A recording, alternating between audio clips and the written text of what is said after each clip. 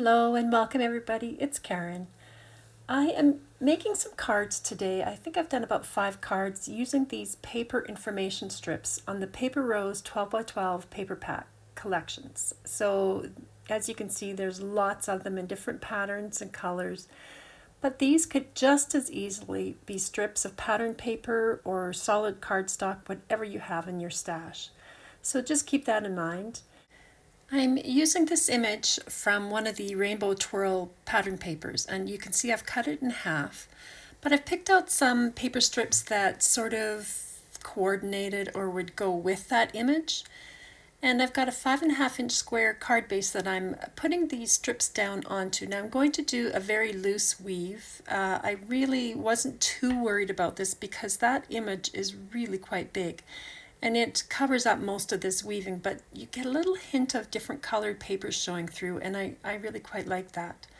So here I'm just lining up this little strip, weaving it in and out, and once it's where I want it to be, then I glued these strips down. And so to glue it at first, all I did is wherever I could lift up one of the intertwined layers, I lifted it up and added some glue. And just to basically get this tacked in place, I suppose at this point, I will glue it all down in a little bit here. So I just went through, and now you're going to see this isn't terribly even, but honestly it doesn't show.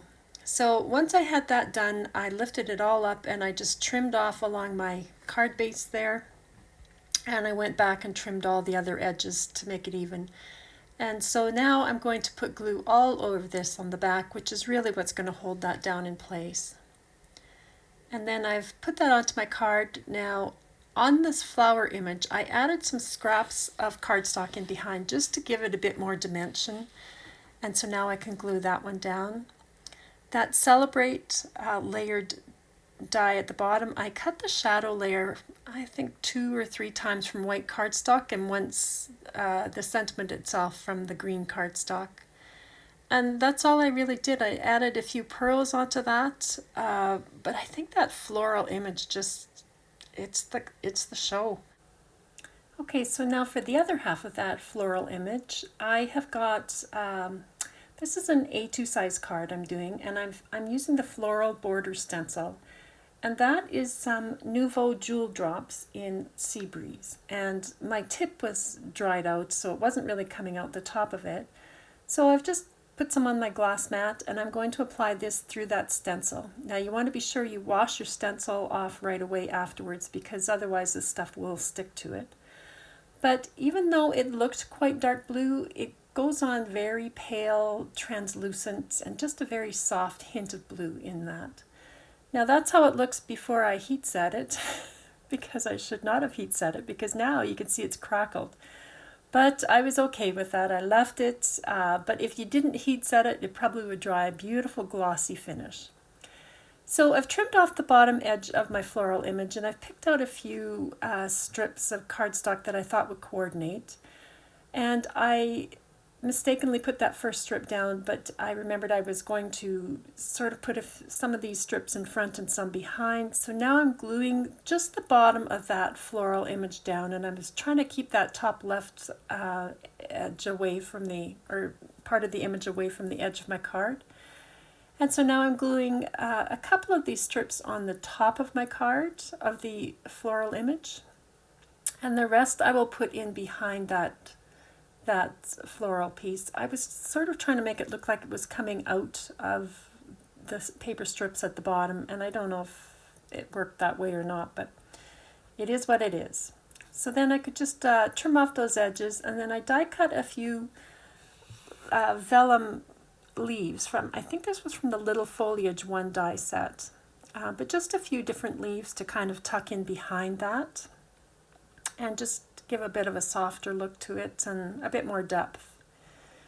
And so once I had those in place, then I could finish gluing that floral image right down. So I'm just putting glue on the back of it, and I'm just pressing that right down onto my card. And then I've added that thanks, which is the hand lettered thanks die, and I cut that out of silver foil and backed it with 2 more layers of white. And so that's that card. Now I've picked out some green strips of cardstock here, of the paper strips, and I'm just going to put these straight across horizontally on my card and trim off all the extra. And then I've got this, it's the Bryony floral wreath. I've die cut that 3 times, and I put some little pearl gems on this. And then I've also cut 2 more of these, and I'm going to just take the floral part off. So you can see I didn't even cut it all the way out when I die cut. But I just wanted to have this circle part of this because I'm going to interlock these circles. So I'm just feeding that through the first one. And once I've got it where I want, then I can put a little bit of glue just where they intersect, just to hold that in place. And then I did that on the other side as well. And then once those were tacked down, then I could lift the whole thing up and put glue on the back of this.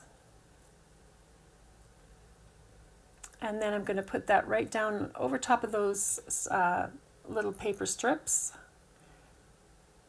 and trimmed off the edges. And then I've got one of these Mother Day gnomes. It's one of the embossed die cut images, so he's quite cute. I just thought he went there. And then my sentiment is going down at the bottom right there. So quite a simple card this, but it used up some of those little paper strips, and I thought that was quite fun. Okay, so on to the next card. So here I have got, that is a 3-inch wide scrap of card, and I've put some double-sided adhesive on it so I can remove that release paper now. You can see I've already picked out some paper strips there, and I chose these colors because they will coordinate with the paper I'm going to put beside it. You'll see that in a minute. So I just start by putting one on the diagonal, and then it's easy because you just butt all the other ones right up to it and then trim it down. So I've got a few suggestions for this card. So I've got that inky color 6x6 paper there. I just cut that little strip off, and I've matted that on some gold foil cardstock. So one idea was to just put the Celebrate sentiment right on it with those little etched butterflies on the right. Now I've backed those with gold foil butterflies as well. So I just die cut them once from gold foil and once from white card and glued the centers together. So that's one idea. This is another idea. I had so many ideas for this card actually. This one is the Allura butterfly border die. It's one of the newer die sets from Paper Rose, and I backed that with offset it with some more gold foil. And you could just add that same Celebrate die to that with the other butterflies. So there's another thought. And then one more idea for you was if you left that with the gold foil on it. And then I've got the Happy Peekaboo die here. And I've cut that from white cardstock. And I thought that was really pretty. And then you could just add a birthday onto that. So those were 3 ideas, but I went with the butterflies. It's summer here, or hopefully it's summer. So I'm just adding that to the left-hand edge there, and the Celebrate. I did stack that up on 2 layers of white cardstock, and then I'm just gluing these little etched butterflies down, and that is going to be this card. I just thought that was kind of fun, and the colors I thought coordinated fairly well with that inky cardstock. Okay, so here's another thought. I've got 2 pieces of 2.5-inch wide by 5.5-inch tall cardstock, and again I've put some double-sided adhesive on these. Now I'm again going on the diagonal. I should have measured this, and you're going to see that. This one really haunts me, this card. You'll see why. But I'm just putting these strips on. Now I'm leaving a space between them, and this will be for the grouting technique. Now on my video channel I've done lots of this a number of times, but I don't think I've done this on the Paper Rose video channel. So all I'm doing is leaving a little space between all those strips, and we're going to fill those once we've got all these strips down. So here you can see why I should have measured this, because I'm really struggling to get the angle right, and I didn't. And it's going to bother me forever, this card. But there, everything is trimmed down. Now I'm going to use gilding flakes, because in between all of those strips there is still that exposed adhesive layer, so the gilding flakes will stick to that. Now you could also use gold embossing powder or silver embossing powder, whatever you've got. They will all work, but I like the gilding flakes, and so that's how it looks.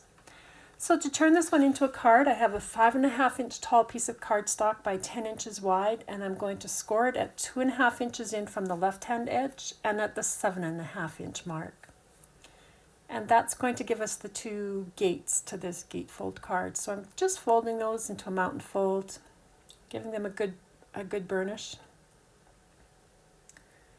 And then we're going to glue those little panels that we created right onto each of those gatefold pieces. Now I've used the Lots of Rectangles die, and I just did some extended die cutting to create this purple cardstock frame. I have that hello piece, and that came from the Dear Isabella 12 by 12 papers, and it's just beautiful. So I thought that was perfect to put on my gatefold card to sort of go across the middle and help hold the 2 sides down. So I'm gluing that little trimmed piece out, that border piece, and then while the glue is still wet, I can put my scissors at a bit of an angle and trim off the excess white. And then on the inside here, I've added some more of that Dear Isabella paper. I had some that I had scrap pieces, and they're just too pretty to waste. So I've added those to the 2 sides, and then I've fussy cut out some of these butterflies that were on one of the other papers and added them on the inside. So I'm going to attach this now to the middle there, and this is where you can see how nothing at the bottom there lines up. It's not right. The angles are not right anywhere, but that's the card. So I'm attaching this on the right side because I only want to glue it on the left. So now when I open this, the left side is exposed, and that's where I'm going to put my glue. So I add a fair bit of glue to this side, and then I will close this shut and let that glue set up. And so now it's glued exactly where it needs to be on the left, and we can remove that low-tack tape there on the right. So that's this card. Yeah, that bothers me, that bottom. Oh well, there you go. So that's the inside. It's quite pretty. I mean, the inside I really like, and it sort of coordinates with the colors on the outside. Now this is another card I had previously shown, but not in a video. But this is a card I gave to my son, and again I used those same paper strips at the bottom of that, and so it made a more masculine card. So there you go, guys. That's a few cards for you. I hope that's given you some ideas on how to use those paper strips or pattern paper or even solid cardstock for that matter. Thanks for stopping by. Hope you're having a great day, and I'll talk to you next time.